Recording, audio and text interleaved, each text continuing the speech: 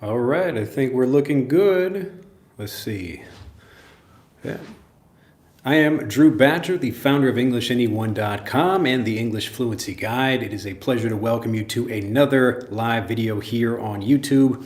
We'll give a moment for YouTube to catch up. It always takes a while to get people in on the lives, but this should be a very interesting video, especially if you are not familiar with me and what I help people do. But I'll be talking about 3 myths that stop people from getting fluent. This is really the same thing for any language, although I focus on helping people learn English.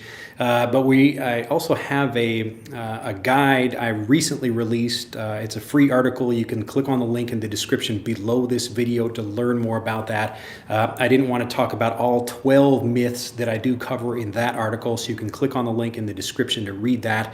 But I wanted to talk 3 of the ones that are, as I say, these are kind of closest to my heart. So these are the things that are most important to me and the biggest things that I see learners struggling with. So if you can actually do the opposite of a lot of the things that most learners think they should do, I know that sounds a little bit complicated, but basically if you do the opposite of what most learners think they should be doing to learn English, that's how you get fluent. The basic idea is to learn English the same way you learned your native language, and I'm going to show you how that's possible. So very quickly, if you have any questions, let's see if the chat is working.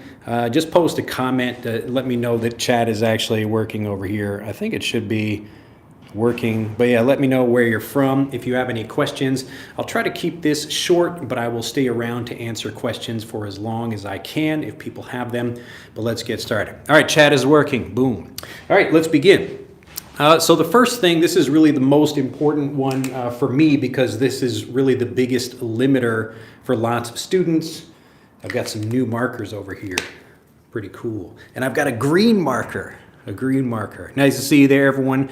Let's see, from Kevin is over there from Hong Kong. Make a playlist from 0 to advanced English. A playlist. Well, it depends on what I can talk more about that, actually. Remind me about that comment later in the video. But nice to see everybody there from Spain, Hong Kong, United States.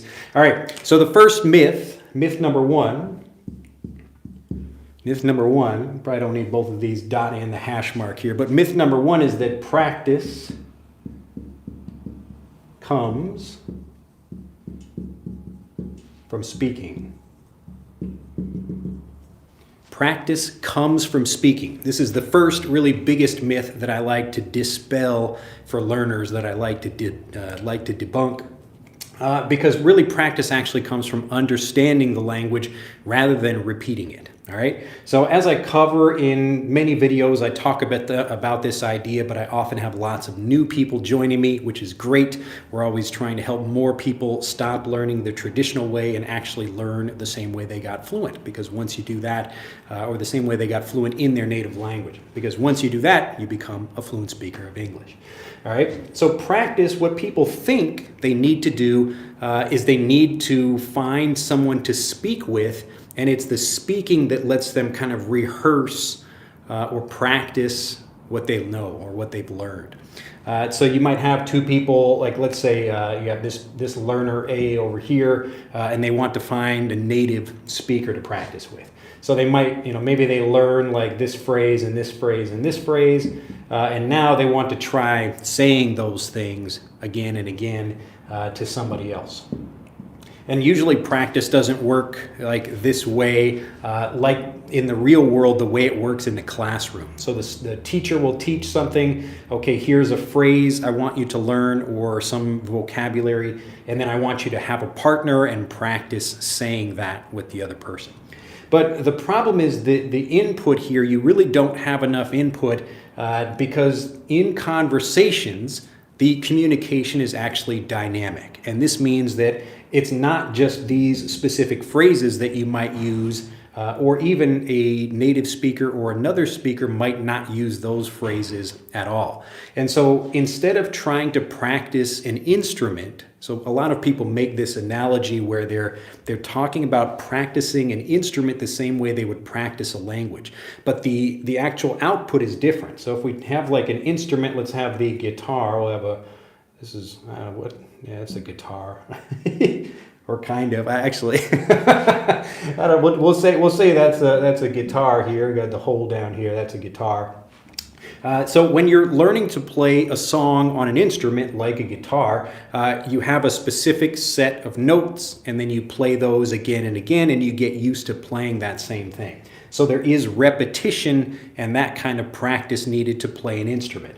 But it's different in a conversation because you actually need to be prepared for lots of different speech. So you don't know what people are going to say. You don't know what their accent will be like. You don't know if they'll speak clearly or not. You don't know if they will be maybe mumbling. Again, it's the same kind of thing. But there's a lot of variation you need to be prepared for in conversations. And so the actual practice that you get really comes from getting more of this input. And we get this not only by hearing a teacher, but actually hearing that same thing from lots of different people. So even if I think I'm a good teacher, I'm not enough for people to get fluent. You really need to have exposure to lots of different native speakers. So this means you might read something like you're reading a book or a magazine, or you might see it from a news show or maybe a television drama or something like that. But you're getting lots of different input, and you're hearing it and seeing it in many different ways. So you might read it, again, you're listening to it, watching it, and this is what's building your fluency in many different ways. So I call this naturally varied review because instead of playing a note and trying to practice that again and again, you're getting the variation you need for real communication. Now, this is a little bit different from practicing a speech. So maybe you need to say, there's like a thing you need to rehearse and you want to say it correctly, or you were in a play or something like that where you have a specific set of lines that you need to say. And so in that case, you actually do have a particular script that you can rehearse. But real life conversation is not like that. So it's not like getting a few lines and repeating those again and again. So this is why repetition just by itself, even if you hear the same phrase from the same teacher, even if I told you the same thing again and again, it's not going to help you as much as getting the naturally varied review with lots of different speakers, okay? So the practice that most people think they need is talking, but actually talking is the result that you get from from the input that you get from lots of different sources. So it can come from a teacher, but often as I'm speaking right now, it's quite clear and easy to understand. And often you will hear students who kind of speak in a maybe unnatural sounding way, and that's because they're really trying to focus on one teacher or one person speaking. But in your native language, you're really getting input from lots of different people. You're hearing your mother and your father and your sister and your brother and your community or teachers or people on television or on the internet, whatever. There are lots of different examples. Even right here on YouTube, you will find many different people and having ways to practice this. So when people think, I think somebody mentioned shadowing before. So shadowing is basically you're repeating after what other people are saying. And it's helpful to do that if you're trying to match the way other people sound. But if you're trying to go for fluency, really fluency is your ability to communicate without thinking. So this means you're not taking time to translate or hesitate and worry about grammar rules or pronunciation. And you actually develop the speaking confidence after you get a lot of this input. So the first time you hear a phrase, I remember my wife taught me a phrase in Japanese yesterday, and I already basically forgot it because I heard one example of it and I need to get more examples basically. But that's what causes you to struggle to speak. So if you only get one piece of input, like one teacher tells you one thing, even if you practice and repeat that after the teacher, that's different from being able to communicate fluently. So saying something well, I could say a phrase well or I could say a phrase badly. So if I'm learning a different language, maybe Japanese in my case, I could pronounce like konnichiwa. I could say konnichiwa. And I'm shadowing, I'm listening like konnichiwa, konnichiwa. So I'm hearing like different people say it in different ways, and this is what's going to improve my accent, my pronunciation. So that's the shadowing part that is valuable, where you are listening to different people and trying to refine your accent, or trying to refine, maybe you hear something, some grammar that's a little bit tricky. But remember that fluency is really about getting the varied input. It's the varied input that gets you fluent. All right. So before we go on to, instead of practicing coming from speaking, we're just saying that practicing comes from the input you get from many different sources and in many different ways. So that's really the truth about how you practice. So this is the first one. I'll go back and look at more comments before we move on to the second one here. But it's great to see everybody here. Hopefully you're enjoying the show. If you have any questions, do let me know. I'll stop what I'm doing and go through and answer these and make sure I answer questions at the end as well. So nice to see people. Let's see, we got from Indonesia, Vietnam, Brazil, Korea. Hello, everyone. So I answered the question about shadowing. Hopefully that makes sense. So Kevin says, I'm in the USA for about 5 years and I still have an accent. What do I have to do? So the shadowing part is helpful for trying to reduce an accent, but really you should be learning systematically and actually helping yourself get, again, lots of input. So there are different things you can do depending on what your specific issue is, but that's another thing. I won't really cover it in this video, but general advice I give to learners general advice I give to learners is that you should really try to focus on the specific issue you have. So really think deeply about that. If you say, I have trouble with grammar, that's a bit more difficult to find a solution for. But probably you have maybe a difficulty with a particular grammar point or maybe like a kind of pronunciation or something that's really tricking, like causing you trouble. So if you can think more specifically about that, that's going to help you focus your attention and find the exact problem. Then it's much easier to deal with that. But again, if you'd like to learn more, click on the link in the description of this video for the whole list of the 12 myths. I'll cover the next 2 of them in a moment, but hopefully that makes sense. So you can actually learn to improve your pronunciation, your grammar, all of that by yourself, just by getting the right input. And all of these things, they will naturally improve your grammar, your pronunciation, etc. Donia, I don't believe in speaking as a way to improve. You don't believe in speaking as a way to prove. All right. So you don't believe in speaking as a way to improve speaking, but I learn more whenever I speak. Even babies speak and say words like mom and dad. Yeah. So babies have learned to speak after hearing lots and lots of input. Again, we agree that the goal is communication. That's where we want to be. All right. I know this seems like a really weird idea to many people, because everyone tells you that you have to speak. Everyone says, okay, you have to speak, and that's the only way you improve.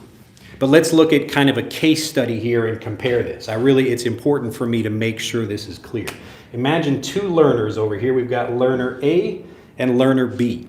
So learner A, they, let's say, learn a phrase or another phrase, and they spend a lot of time trying to repeat those. So this is what would be speaking practice.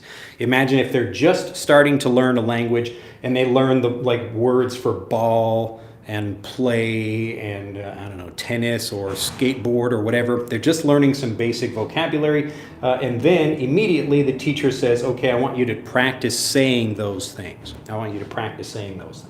So this is learner A. This is the typical way people learn a language. Learner B instead is actually, and let's say this takes like 30 minutes. 30 minutes here. So the teacher will give some phrases and try to teach something like marker, hand, or whatever. And if they're doing it in English, that's even better. But this is, again, just trying to teach some basic vocabulary. You introduce something, and then you try to make the student repeat that. Now, student B over here is learning, the Drew way, the way that natives get fluent in their native language. And this is getting lots and lots and lots and lots and lots of input. And they're getting related input, like they're hearing the word marker from many different people in many different ways. So they're hearing it in different situations, and this is what really builds the confidence to use that vocabulary. Okay, so it's really important. You could spend a little bit of time, like let's say you cut this time in half. You've got 15 minutes of trying to say or trying to learn these phrases and then 15 minutes of trying to say them. But this one you spend basically all of your time. We could even spend like 30 minutes or 29 minutes just getting input. And by hearing this, even without you speaking, because just really the way we're able to understand things and we can imagine how we might speak, it's really easy to get lots and lots of input, feel very confident, and then naturally you want to speak. All right, so this is just one reason why you would want to spend your time learning, getting lots of varied input rather than speaking. Now, people will often disagree with me about this because they're still thinking in the traditional way about learning, and they think like you should basically, you're trying to like spend all of your time studying and you don't speak. And this is not what I recommend at all. I don't recommend you like sit and try to study vocabulary or try to memorize grammar rules, that kind of thing. What you're doing is actually getting native input the same way a baby would. So babies, again, they spend all of their time, I give this little iceberg example of here. The speech happens up here after all of this vocabulary has been learned simply by listening and understanding, okay? And I want to make it clear also that it's not only listening that you need. The point is to understand the information.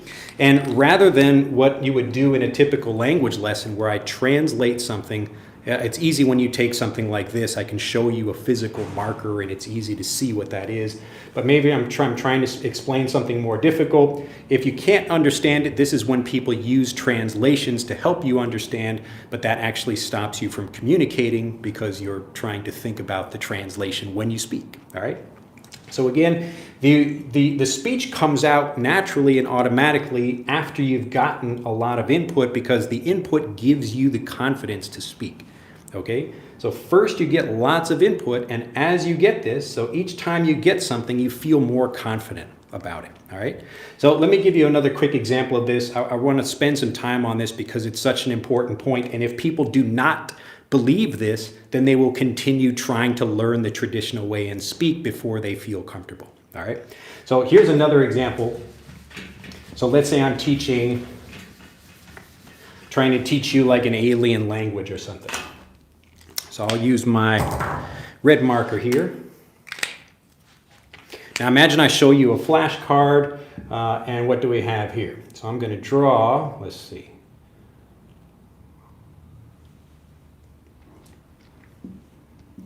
Again, not a very good picture, but let's say I just call this, we'll just call this te. That's the word, all right, te. Now, if I just tell you this, and I'm not trying to give you a translation, I'm trying to teach you what this thing is. Now, I have an idea in my mind of what this is, but you do not. So maybe you can guess it's a few different things. So what do you think te means? Just put that down in the chat right here, te. Again, this is how you learned your native language, and this is how, again, you will become fluent in English if you learn this way as well. So if I just give you a translation of what this is, you will not learn to use it fluently. Okay, car. All right, anything else?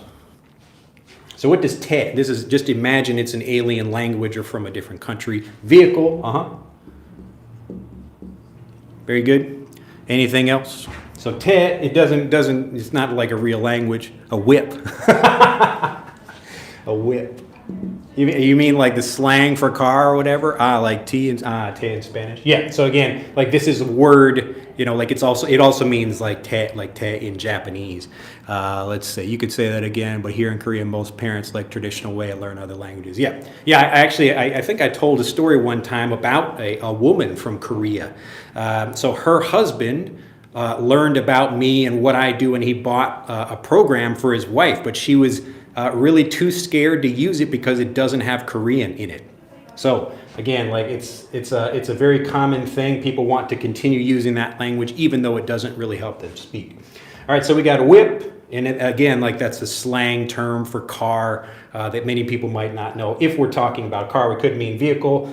We could be talking about auto. Again, these are related things that you might guess from this. A picture, again, another good example. A picture. I could also be talking about a shape, Or I could be talking about, again, this is a thing where a person will hold up a picture and they know what they're talking about, but the student does not. So it's not immediately clear what I'm talking about. I could be talking about like the wheel. So even though I show a picture of this whole thing, I could be talking about a wheel of the car. So automobile, auto, same thing. I could be talking about red, like if I'm just using the color.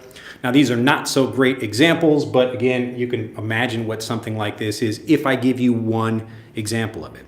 So we have two ways of learning a language. One is that I give you a translation of something.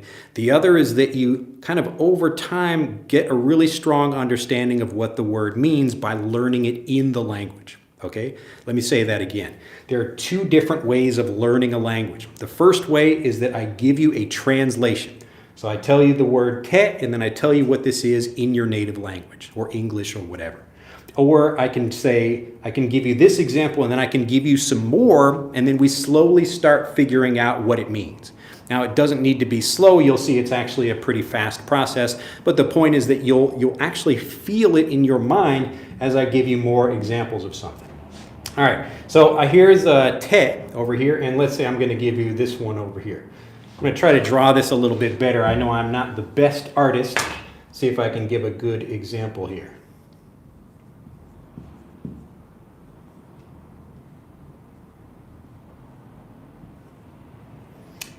Te. So this is also te. So te, te.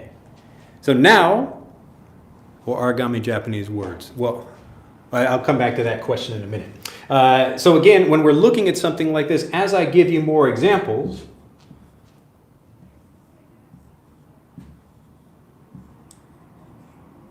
te. As I give you more examples, it becomes clearer what I'm actually talking about. Okay? So the first time usually native children hear something, they might not understand it. Usually they don't. Okay? And so it's when you get more examples of something that really make it strong in your mind, all in English or all in the language you're trying to learn. Yes, so we could call this modes of transportation. So Roxana is getting we're trying to figure out getting a little bit closer what this could mean. It could be modes of transportation. It could be vehicles. But we're getting closer to what we think is the idea of it. And so as you get more examples of this, that's when you really feel strongly about understanding that thing. Okay? So now it's not just about a car, or maybe this is just, maybe it's a turtle or something. I just drew it badly. But each time I give you an example of something, like I could give you, here's another one. This is let's say it's a pogo stick. So a pogo stick is something you stand on and jump up and down like that, pogo stick. These are all what we could call maybe just transportation or vehicles. So ways of getting around. And so as I give you more examples, it becomes more clear. So this is the way you learned your native language. And you don't really think about it now because you understand everything. But when you were young, or even if you just look at children as they learn a language right now, you will say things to them and they don't actually understand everything you're saying. It's almost like a puzzle. So they might understand like one piece here and one piece here and one piece here, but there's a lot that they still don't understand. But over time, as they learn more, they fill in these pieces. And maybe you've had the experience happen, maybe you're young, 5 years old, 10 years old, something. You don't really know a lot of vocabulary, but you might watch a movie and hear something. And then later, many years later, you hear that same vocabulary again and you're like, I understand what that means. So you got a new piece of the puzzle and you went back and understood something from many years ago.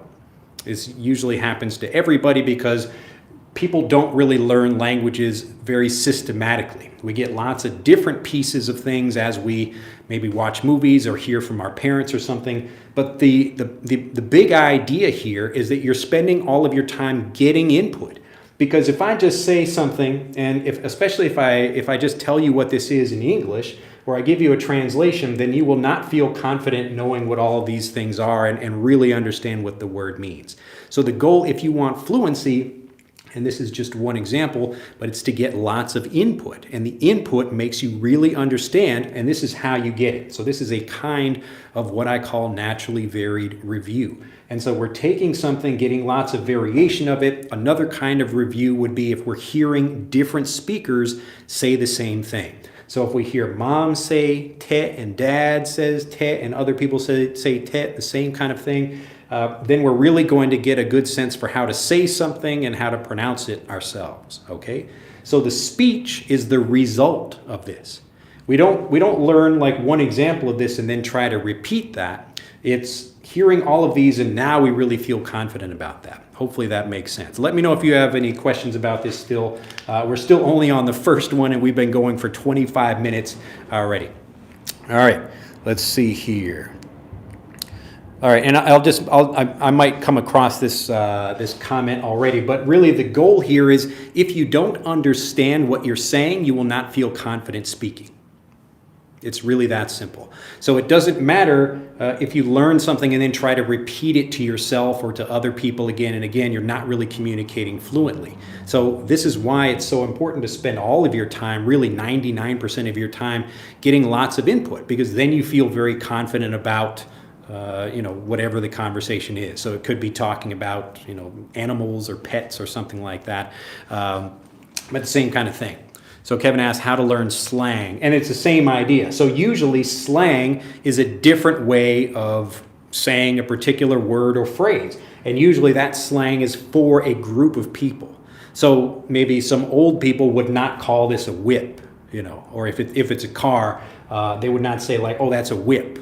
Like maybe young people would say that, but so that's slang for young people. So you know what a car is. If this is a car, if I'm talking about that, then that's when it's going to happen. All right, somebody said it's just lagging over here, but let's see if we're going all right. All right, so we have, let me see if I go back and answer. Okay, hopefully I answered that question. So really, again, the point is to spend all of your time getting input, and then the speech comes as a result of that. All right, let's see. Gansham says, if you want to learn a song, maybe you need to iterate that specific song, but if you want to learn English, you must learn naturally varied review. Yep, that's a basic idea. So anything that it's going to be the same thing every time, like a song on the radio or you're learning an instrument or something like that, then of course repetition is a good idea.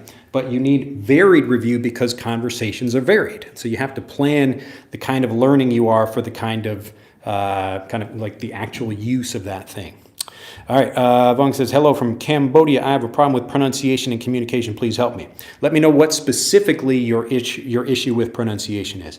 Also, if you click on the link in the description below this video, you can learn more about Frederick, which will help you with your pronunciation and listening, and as well as Fluent for Life. So both of those things, we use those together, my students do, to actually improve their listening and their communication and pronunciation as well. All right, Raymond says, what do I do when students speak too much my native language? Please, RT.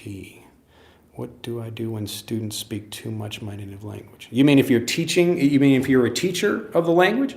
So if you're trying to, if students are speaking, like let's say you're an English teacher and you're trying to teach English more, it's usually because students don't understand that they start using their native language. But if you can really make the lesson understandable by really focusing on something, students will get very excited about that because this is how we get fluent in our native language.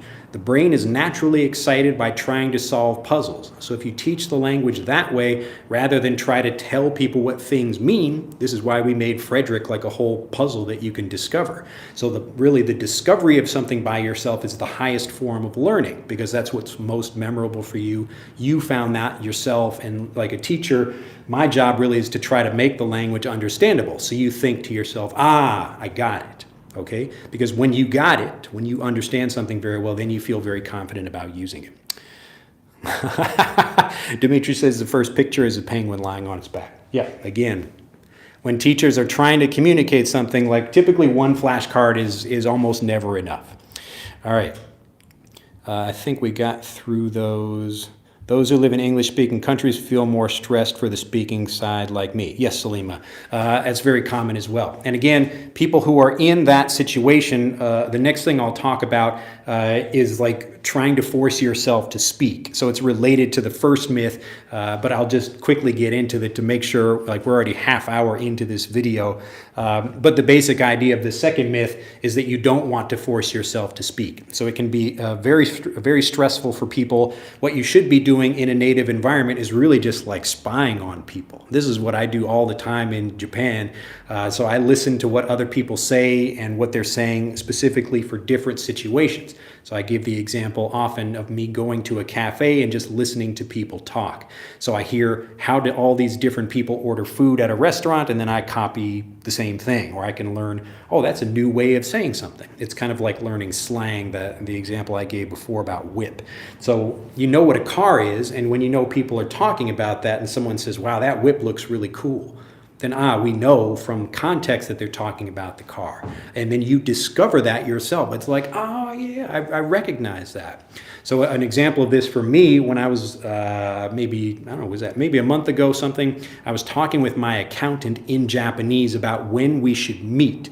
And she used the Japanese like at the head of the month. So we would not use head in that way in English. At least I've not heard that before. We'd say at the top of the month or the start of the month. But she said, oh, at the head of the month. So at the beginning, like early in the month. And I just heard that in context and I thought, oh, wow, I just discovered a new way to use the word atama in English or in Japanese. So head. So again, I'm learning it in context, and I felt really excited about that because I discovered a usage of the word that had not been taught to me. So this is why like discovery is so important as you're trying to learn things. All right, let's see if all right. So okay, I think I answered that one. Jerwin, you're welcome. Thank you for your answer about shadowing. And Vung, okay, I answered that one too. All right. So welcome to the class. Okay, everybody's giving me good examples over there. So Kyung says, okay, we answered that one as well. You can say that again. That's a really great expression too. You can say that again. You can say that again. I've actually taught that in quite a few lessons. But this phrase, you can say that again, is when someone says something and you agree with it very strongly. You can say that again. I am from Balochistan, watching your lecture. Glad to hear it. Stick together fields are origami Japanese words. I don't understand that question. Origami is a Japanese word. Oru is to fold and kami is paper. So origami. All right, let's see. Muhammad says, if it's the right process, so when and how should we start building chunks and sentences? Again, the point is just to be getting understandable messages. So some of them will be individual words. Some of them will be like a group of things. So let's say you know that this means car. I can start teaching different things by just giving you understandable messages. So I might have like, so here's our badly drawn car. So I might have a person in here and it's like, oh, look, that's drive. To drive a car. So children are learning, they already know what car means. So usually children learn the word car before they learn drive, okay? So they learn the word car, they know what this is. Oh, that's a car. I see a car, that's a car. But now they hear driving a car. And so they see someone driving a car, and then they would also understand, oh, look, here's a boat. Here's someone, here's the little, like, the wheel up here. Here's someone driving a boat. Here's someone driving a bus. So here's our bus over here. Pardon me, I'm just trying to do these very quickly to make these examples. But the point is, as you get more examples, you basically build a network in your head of what the vocabulary is. And this expands naturally as you get more examples. So again, you begin with one vehicle, and now you've connected the word drive to that. So we understand the physical action of somebody doing this. And even after you get to higher levels where maybe you can't see something physically, usually you understand from the context. You can actually start, I might be like maybe driving people away. So if I don't want people to come visit me and I'm always angry, I'm driving people away. So people can get, here's a different usage of drive where I'm not physically driving a car or something, but I'm kind of like pushing people back. The same way I might drive some camels. I'm driving some camels. So here's me, like I'm a camel driver over here. So I'm not physically with the steering wheel, but I'm kind of controlling them. Here's a camel. Oh my goodness, I'm going to draw a bad picture of a camel. It's kind of a camel.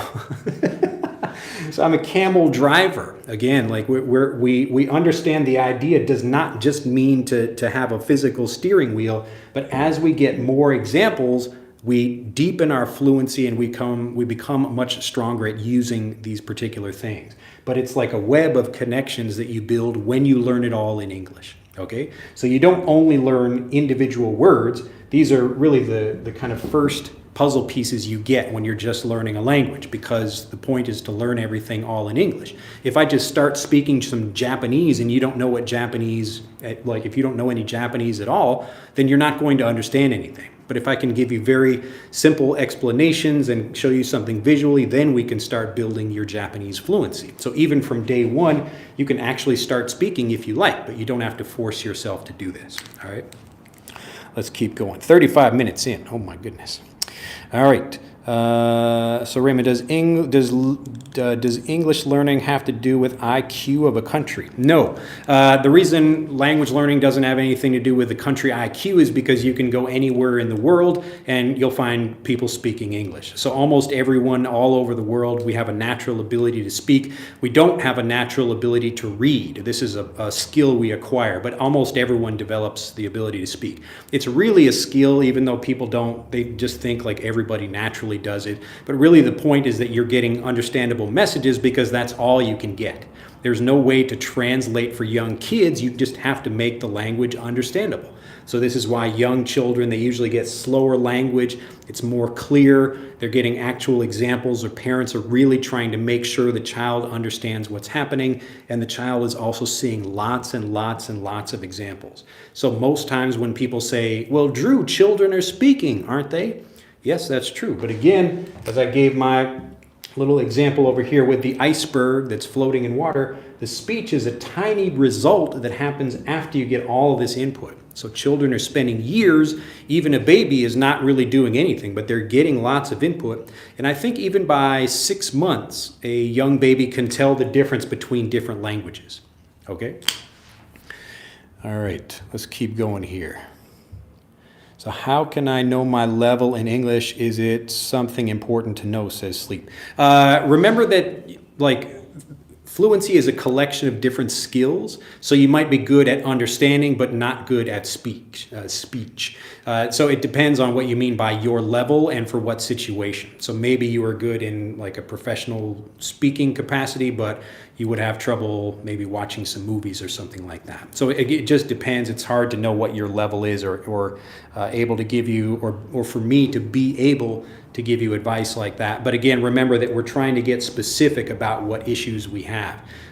So again, not to say grammar, but what grammar point are you struggling with? Or not pronunciation, but what specific sounds do you have trouble making? Because often people can make, like in the same thing, so this is like the hiragana for ka in Japanese. So this sound is in English as well, ka. But this sound, like di, is not in English. So this is why people have a difficulty saying this and going from one language to the other. So you might have an overlap like this. So this is like Japanese pronunciation, this is English pronunciation, and there are many things that are the same, but some of them are different. So focus on the things that are different for your situation, whatever that is. Let's see. And Adrian G asks, hi, how accurate is the BELT test? I don't know what that is, BELT. I did a test on the government's official job fair website and got B2 plus certified, but I'm curious if a 60-minute test can give you an accurate result. Yeah, I don't know what that means. And there are different language tests, but again, as I just mentioned, there are different kind of like the situation you would have on a test is different from a situation you would have in real life. So often, like a lot of the people I help, they have good test scores, but they still struggle in real conversations because a test is a different environment than than real communication. And also, they will be good in some things, but not others. So it's really important to look at what you're weak in and then focus on that. Salima says, shy people have a big problem when it comes to speaking, even if they know the language better. Yeah, so that's also an issue. And this is why I just mentioned, if you have, like, we're looking at all these different skills that work together. This is what I call your English fluency profile. And you might have really high vocabulary knowledge, so you know a lot of words, but you still have trouble communicating because you're shy. So this means you should focus on improving your shyness and overcoming that, which is pretty easy to do, and then you'll become a much more, just a confident speaker much faster. So you're trying to unlock the other abilities you have by focusing on your weakest skill. Let's see, and Yehuda says, how can I work on achieving an American accent? I would listen to lots of American people saying the same speech. So listening to people in movies, or like you might hear people doing plays or giving speeches or something like that. Again, the input is the important thing. So you will find a natural way of speaking that's good for you, and you need to do that by listening to lots of different people. So I recommend sometimes if people have a particular actor or actress or something that they want to sound like, that's fine if you want to do that. But it's even better to develop your own natural speaking voice that's good for you. So we actually sound a little bit different, because like you can hear my voice is a little bit nasally. It's just how my nose is. So I can try to change that if I want to, but this is my natural speaking voice, the way I would speak without I'm trying to change anything. I can certainly copy different accents if I want to, but I have my accent in the way I'm speaking because I listen to lots of different people. Okay, so not just one teacher. All right.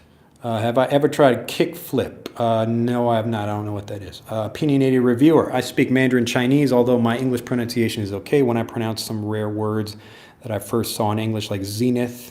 The result might be slightly wrong. Any suggestions? Yes, I would listen to lots of native speakers say those particular words. And this is like an example we do in Frederick. It's only my voice, but you can listen. In that way, you're getting the review of comparing different sounds. So here, we really want to isolate, like we want to figure out what the specific issue is. So if you get regular pronunciation training with someone, they're going to try to figure out what sounds you make are, and there are a couple ways to do this. I have an article coming out soon I'm working on all about pronunciation, so check EnglishAnyone.com in the future for that, but it should be maybe this week. But that's all about pronunciation. I can talk a little bit more about that, but the basic idea, we can even take random words or words that aren't real. So we have a word like zenith. Now for people, if I want to teach you the word zenith, we talk about like, oh, here's the zenith of the mountain, or the zenith of somebody's career. So as I give you more examples, this is just understanding what the word means. But we can also make like zanith or zunith or like zuith. We can change the pronunciation and try to figure out what exactly the issue is with your pronunciation. So is it like the TH sound or the E or the I or whatever that is? But that's how you would be able to learn how to say this. So again, the answer to pretty much every question is more naturally varied review. You want to try to get lots of different input and try to isolate the particular sound that you have trouble with, or the particular grammar point or whatever. If you have trouble listening to more people, that's how you would do it. So you would focus on the particular thing. In Frederick, we let you do this by changing different sounds. So you would learn like bad, bed, bid, like that. And so we're hearing, oh, this is the same, but this is different. Bad, bed, bid. Bad, bad, bid. And I talk in this new article about sound transitioning. So this is when you try to take a sound that you can make. So if I can say this one like bad, I know the sound. I want to play with my mouth and maybe my vibration to hear if I'm making something correctly. So it's hard if I just give you a word and try to say that, but it's easier if you take a sound or a word, a similar one that you can say, and then just try to move your mouth a little bit until you can get the sound. So like from this one to this one. So bad,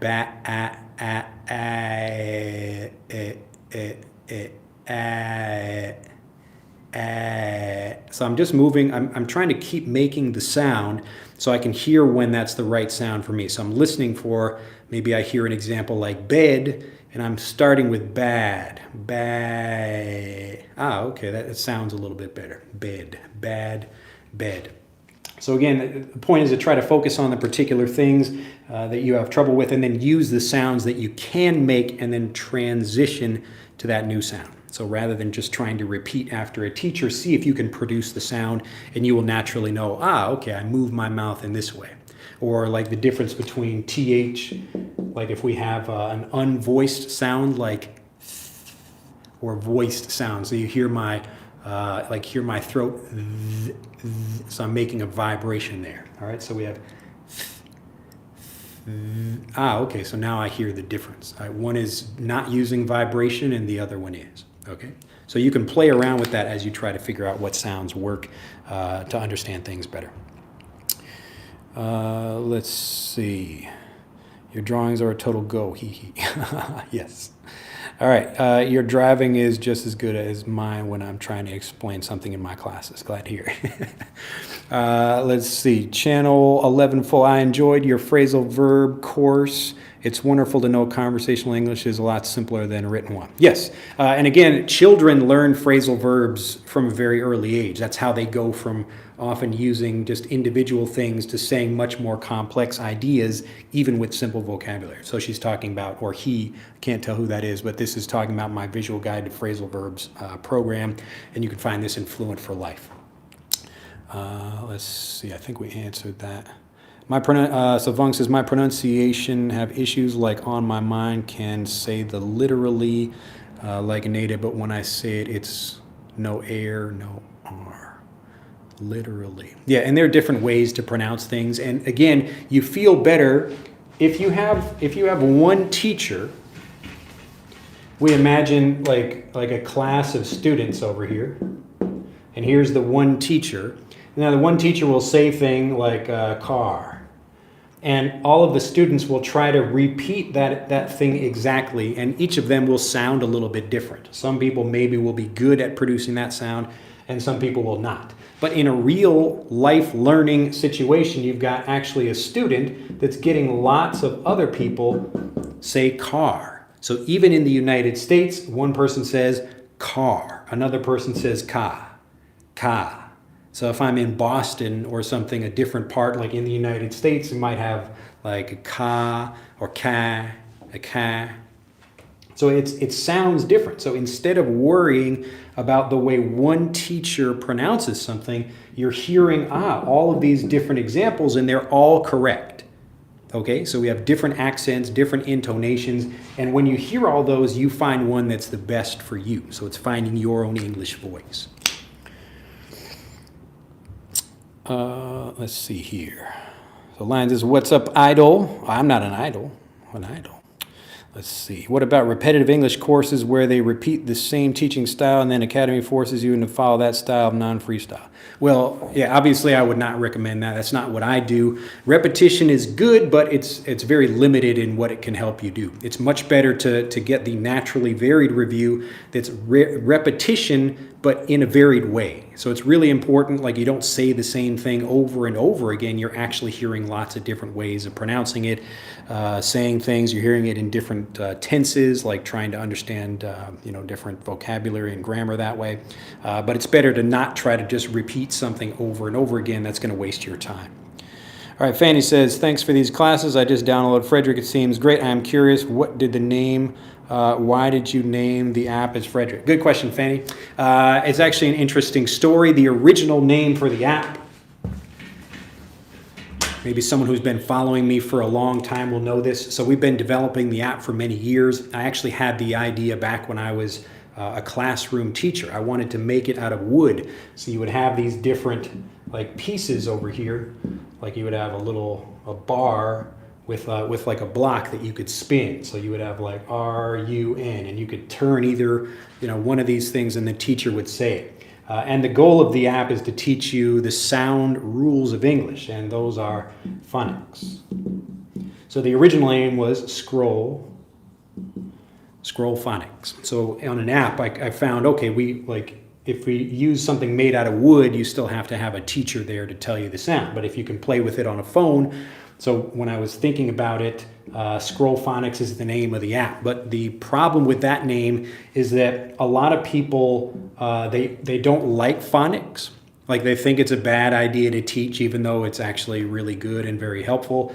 There's what's called in the United States, maybe in other countries as well, the reading wars. The reading wars, you will hear this like reading wars. So people arguing about how we should teach reading. The big problem with learning English, especially for even native speakers, they have this problem, is that about 84% of the language you can decode. This means that you can look at a letter and know, okay, this letter makes this sound, especially in this word. So we have rules for how we pronounce different letters based on the rules of phonics. So phonics meaning sound, phone, sound. And 84% of words can be like that, but other words are not, and they break those rules. This is a word like the. So if we look at this and try to pronounce it with phonics, we get th, the. But we don't say the, we say the or the. All right.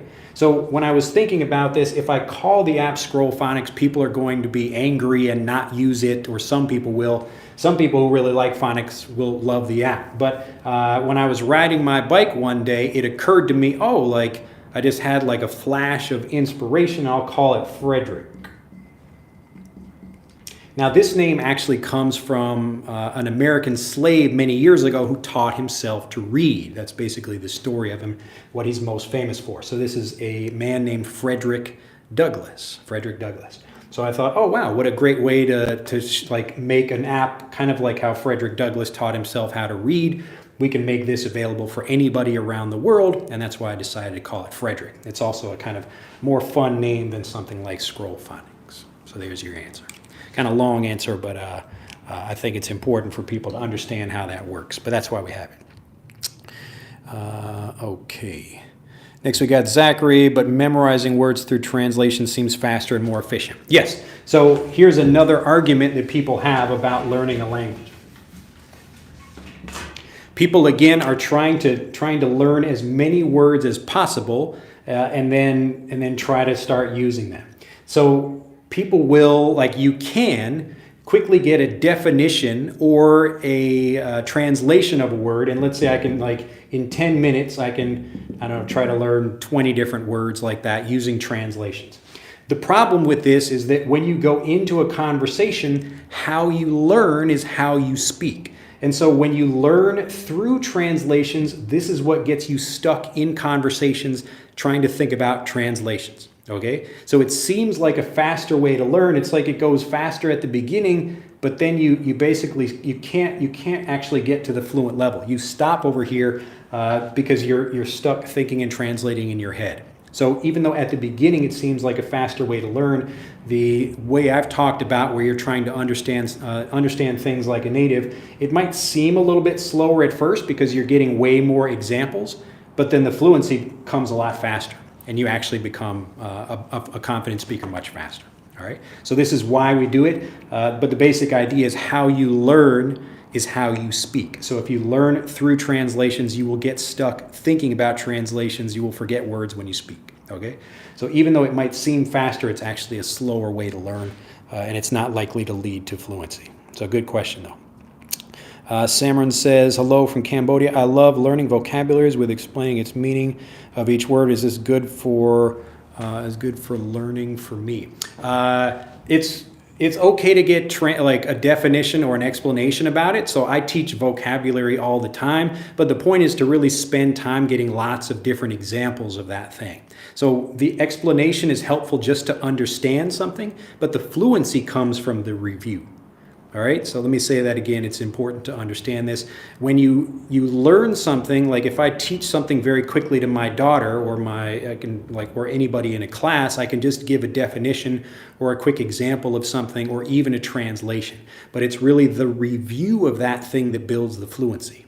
So if I teach you something today, you will probably forget it, just like my wife taught me a phrase yesterday. And even if I heard that phrase, I would recognize it, but I would not be able to use it fluently because I haven't had enough review of that. And it's not me like practicing that phrase, it's me not hearing that from lots of different people in lots of different ways. So it's, again, easy to get translations or definitions or a quick example of something, but it's the review that actually builds the fluency. Wild Zoom says, thanks a lot, Master. It's my pleasure. Mohammed says, so we can use chunks of native speakers in clips, movies, and songs to memorize and then juggle with them changing some few words. Yep. Again, this is what you would do when you're learning your native language. So you might hear something new on the news and then you hear other people talking about it. It's the exact same thing. The point is to get more review.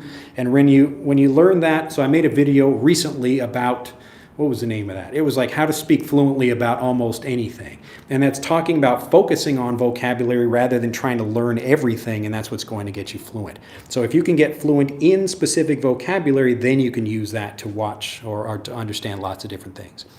Let's see, CX John says, you'd recommend to watch movies without subtitles, without care of our English level? No, I would not recommend you do that. It's going to be difficult for you. There's going to be a lot you miss. You will get a flow or a sense for the flow of the language. But if you're really trying to understand things, you should understand at least 80 to 90% of it already so that new information is easy to get. How to ignore shyness? The very quick answer to that is to remember the value you can give to people by even just listening in a conversation. So you don't need to feel bad if you're not speaking.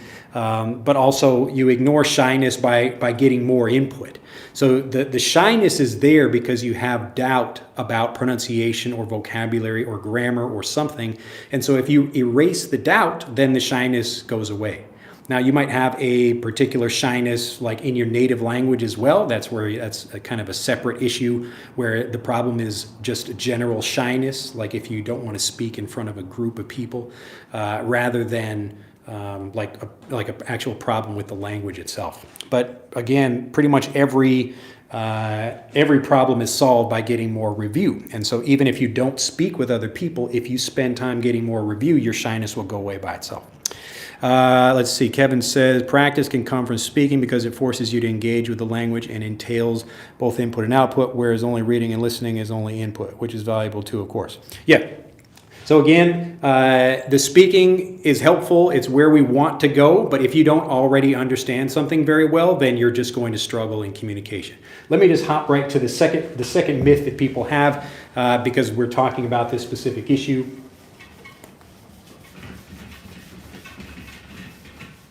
And this myth is, so number 2, you should force yourself to speak.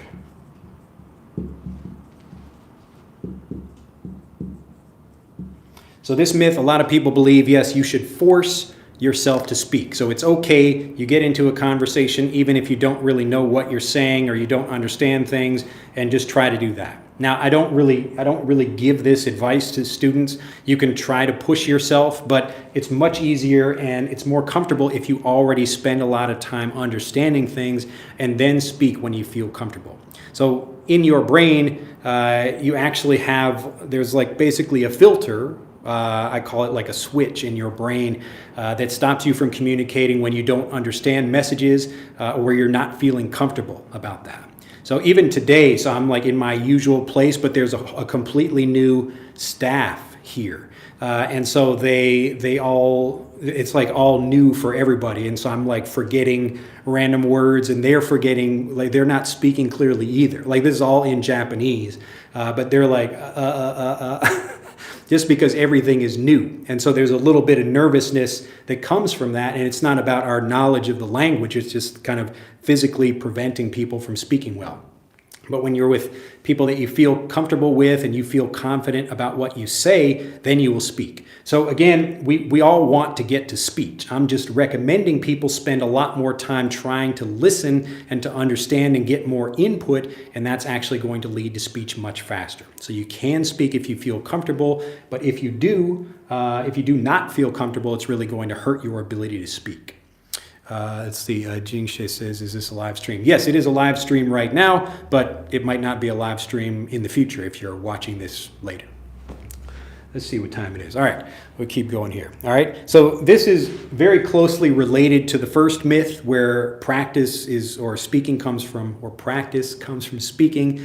And this is, again, trying to really make it clear to people that you should not force yourself to speak.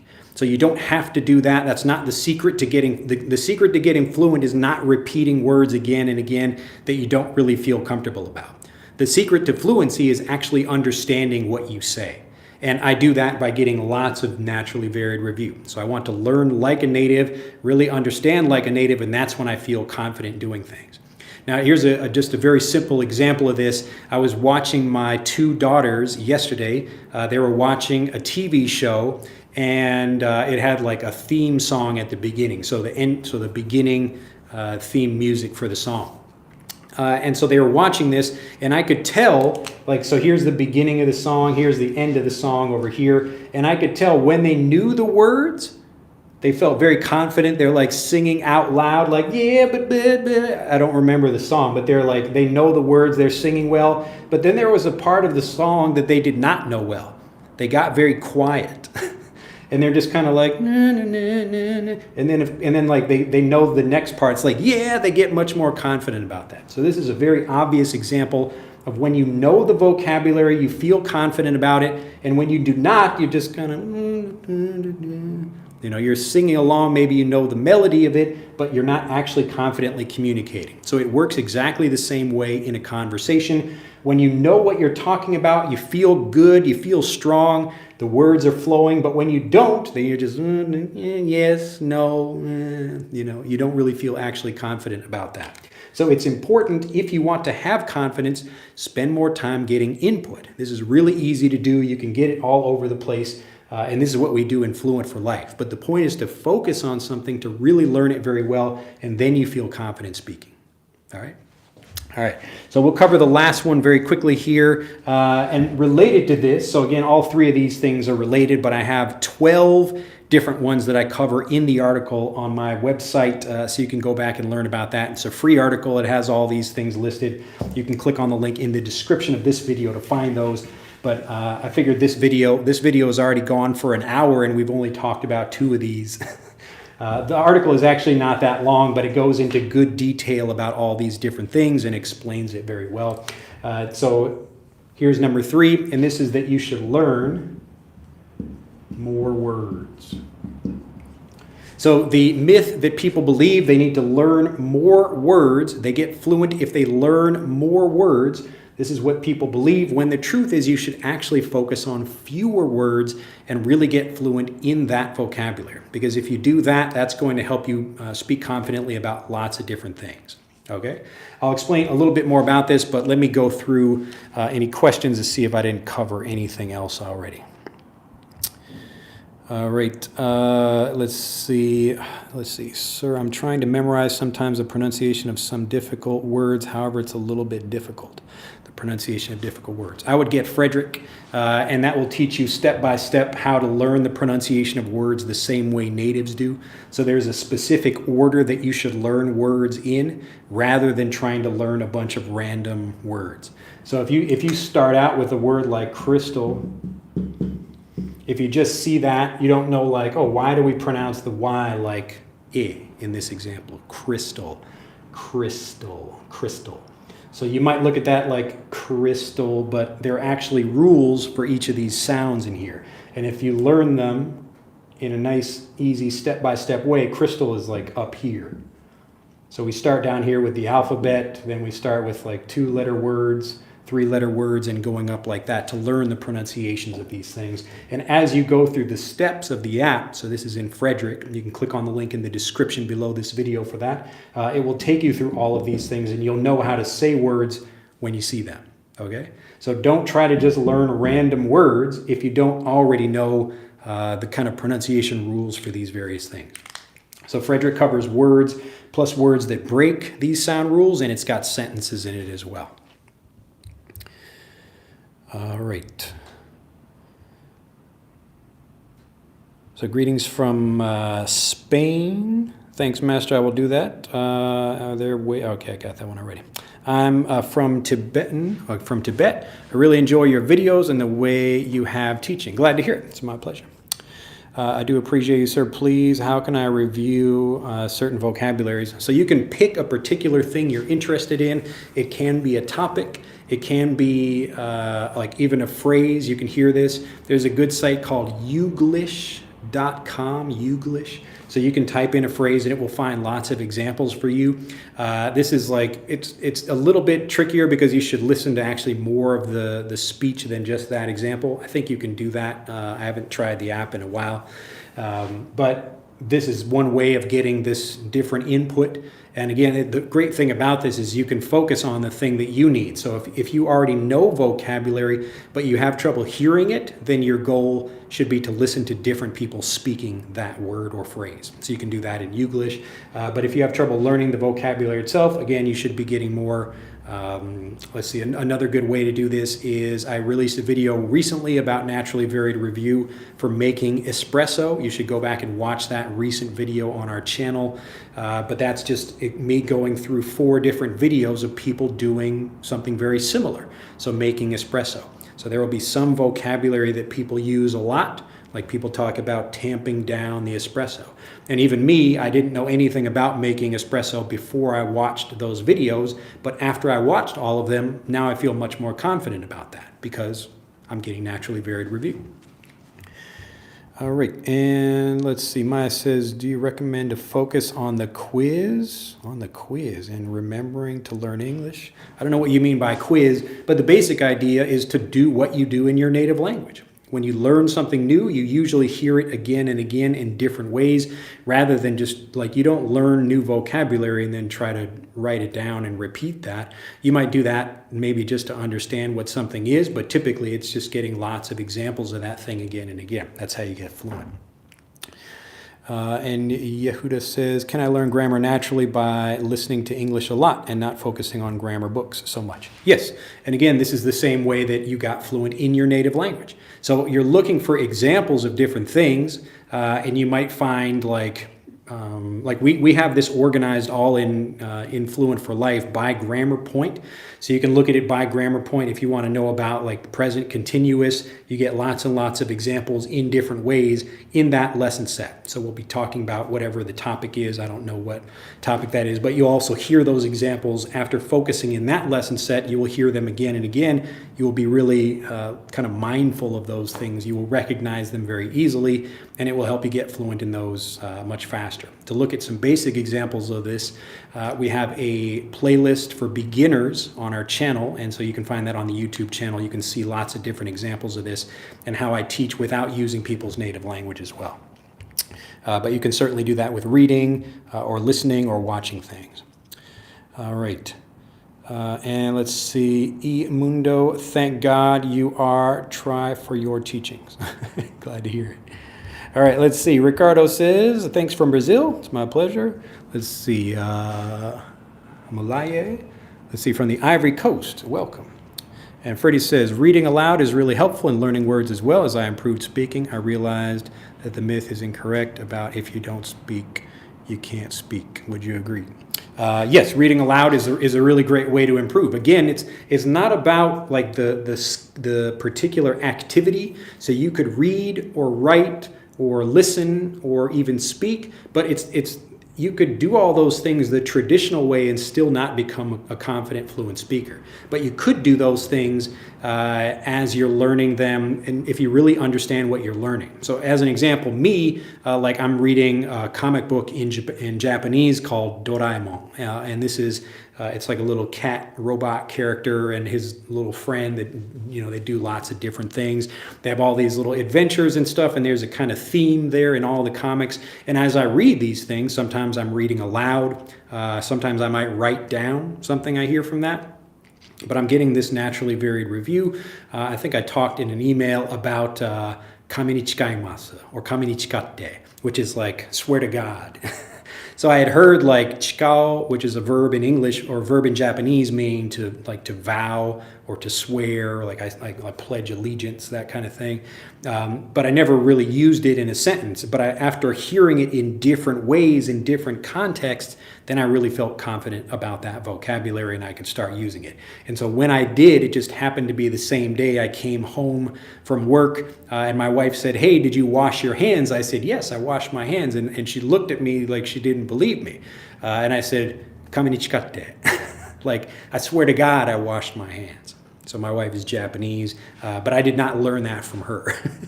Anyway, the point is I'm getting lots of varied input. Reading out loud is another great way to get that. But it's not, the point is not like reading out loud or watching something or whatever. The point is to learn like a native. All right, but reading aloud is a great way to do that.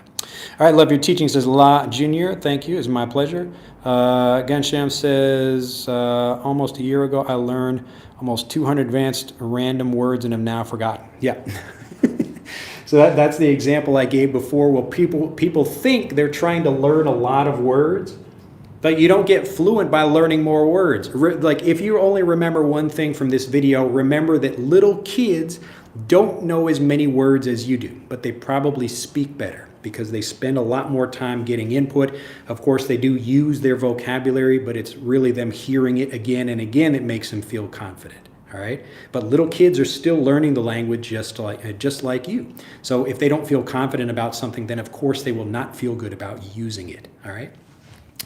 Let's see if we got. I think we're at the end over here, which is great because I got to get out of here in a minute also.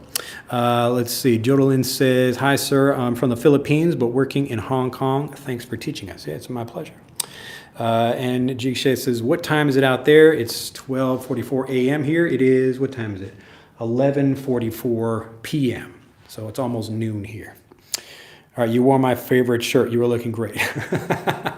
Glad to hear it, all right? I only have like 3 different shirts. I have more shirts than that, but it's just like black or this kind of purple color or white or gray.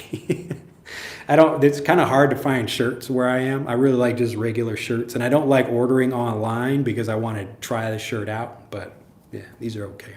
Just regular stuff. I know some people want, maybe I should have a suit on or something like that to teach, but really the whole point of my teaching is for things to be vocabulary and grammar and pronunciation and all that, but make it be casual. You should be learning these things in the same way that I would teach my own children. Well, glad you like this one. All right. But hopefully that makes sense. Just a very quick review for everybody. So the first myth that people think is that speaking is practice, when actually listening and really understanding the language very well is the practice. So if you especially don't have anyone to speak with, don't worry about that. It's not important that you do that. It's great if you can speak, if you do understand and you do feel comfortable, but really the most important thing is just getting lots of input. So find something you're interested in and get lots of input about that thing. So if you like gardening, watch a bunch of YouTube videos about specific kind of gardening or whatever. Same thing, that's what's going to get you much fluent or get you more fluent much faster. All right. Pushpa says, "Thank you, teacher." Yeah, it's my pleasure.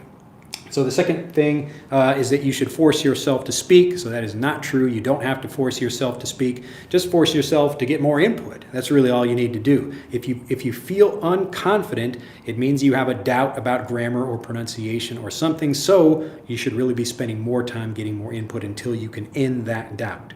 And as you get more input, you will feel more confident about that. Last thing is that instead of trying to learn more words, you should learn fewer words, but really understand them well. All right. So if you'd like to learn more, I've covered 3 of these myths here. You can click on the link in the description of this video to go and get all 12 of those things. I cover these things all in detail.